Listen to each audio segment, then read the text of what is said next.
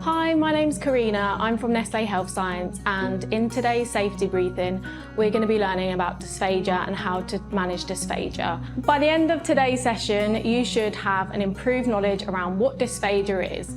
So you should be able to identify different risks and symptoms amongst your residents. So first of all, what is dysphagia?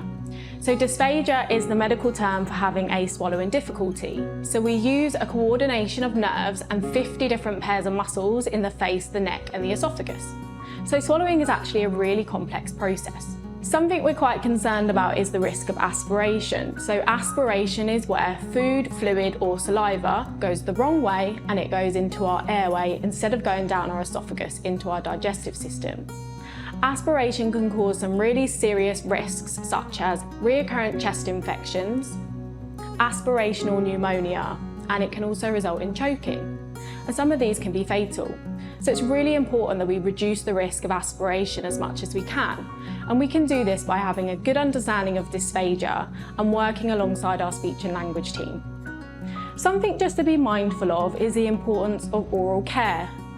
If you've got really good oral hygiene and you're at risk of aspirating, you're not taking any bad bacteria into your airway. Whereas if you've got sort of bad bacteria in your mouth from poor oral hygiene, think about that bad bacteria going into your lungs. You've got the perfect breeding environment for bacteria to breed, so just be really mindful when it comes to good oral hygiene.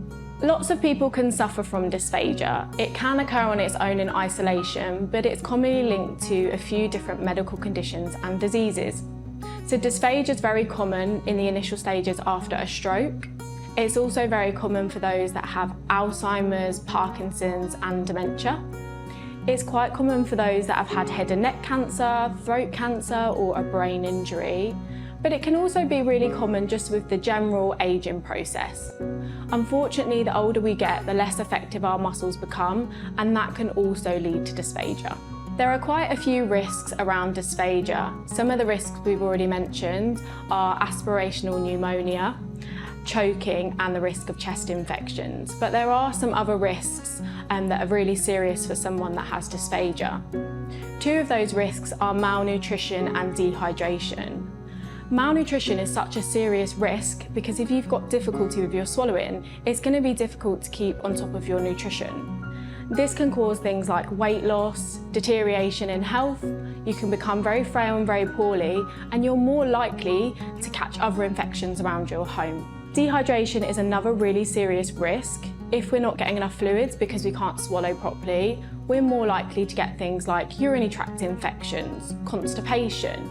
It can affect our concentration and our general health and well-being, and it can also increase other things to happen, other risks such as falls if we're not getting enough fluid. If somebody is dehydrated and they're malnourished, more interventions will be needed for that individual, so that's more medication or more food or more fluid that will be needed, and that's going to be a real challenge for somebody with dysphagia. Something that's really important is that we identify these symptoms early on to identify if someone is suffering from dysphagia. Some of the key signs to look out for, first of all, would be coughing or choking on food or fluid. Coughing and choking, they're both really big warning signs. It's really important that we look out for this because that's a sign that that individual has aspirated. Some other signs that you can look out for someone that may be suffering from dysphagia would be a change in colour in the face. The face might go bright red, blue, white, purple, depending if they've got some food or fluid stuck. So look out for any colour changes with that individual. You might also notice that they have a slight teariness in the eyes, so look out for any kind of watery eyes, because if you get something stuck in the back of your throat,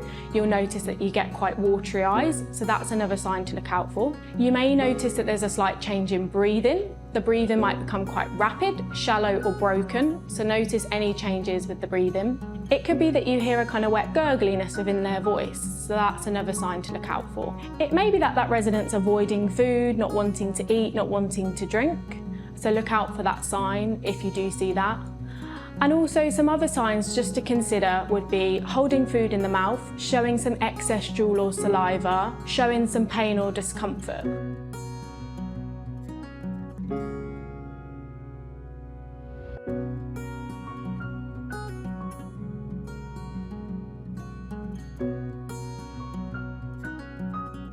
Just be really mindful with symptoms like showing some pain and discomfort and holding food in the mouth. These might not always be related to dysphagia, so it's really important that we refer to the GP in case this may be a separate medical condition. Thank you for joining today's session.